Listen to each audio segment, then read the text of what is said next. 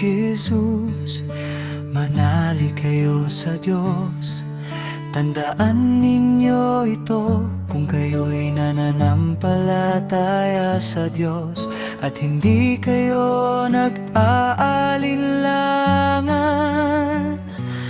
Maaari ninyong sabihin sa bundok na ito, umalis ka riyan at tumalon ka sa dagat, at ito nga'y mangyayari.